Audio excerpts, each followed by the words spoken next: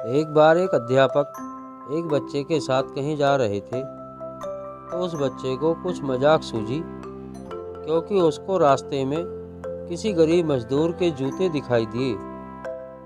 उसने अध्यापक से कहा, गुरुजी, अगर हम इन जूतों को छुपा दें तो कितना मजा आएगा। अब उसको तो मजाक सूझ रहा था, लेकिन गुरुजी ने कहा कि नहीं, गरीब इंसान के साथ इस तरह का भद्दा मजाक करना ठीक नहीं। गुरुजी ने कहा, क्यों ना हम इन जूतों में कुछ सिक्के डाल दें और देखते हैं इसका इस गरीब मजदूर पर क्या प्रभाव पड़ता है। उन्होंने ऐसा ही किया। जैसे ही मजदूर अपना काम करके लौटा और उसने एक पाँव अपने जूते में डाला तो उसको कुछ कठोर सा महसूस हुआ। उसने अंदर हाथ डाला तो उसको कुछ सिक्के दिखाई दिए। वह थोड़ा आश्चर्य में पड़ गया। आसपास किसी को देखा तो कोई भी दिखाई नहीं दिया। वापस जब उसने दूसरा पैर अपने जूते में डाला और वापस उसको उसमें कुछ सिक्के दिखाई दिए।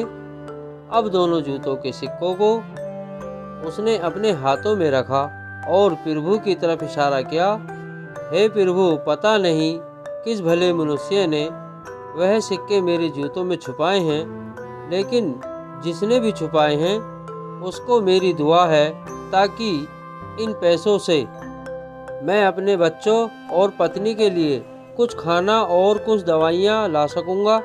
और इतना बोलकर वह चला गया। इस बात को शिष्य और अध्यापक दोनों सुन रहे थे। अब अध्यापक ने शिष्य से पूछा कि अब तुम मुझे बताओ कि तुम्हें कैसा महसूस हुआ, तुम्हारी पहले वाली मजाक या मेरा यह तरीका। तो उसने कहा कि गुरुजी, मैं आपसे क्षमा चाहता हूँ। अब मुझे समझ आ गया कि सच्ची खुशी किस चीज़ में है। जब हम किसी की मजाक उड़ाते हैं तो हमें कुछ पल का आनंद मिलता है, लेकिन इससे हमें बद्दुआ मिलती है। लेकिन अगर हम किसी की मुश्किल परिस्थिति में मदद करते हैं और जिसकी भी हम मदद करते हैं उसको भी नहीं पता कि हमने उसकी मदद की है, लेकिन अंदर ही अंदर हमें पता है कि हमने इस इंसान की मदद की है, यही सच्ची खुशी है।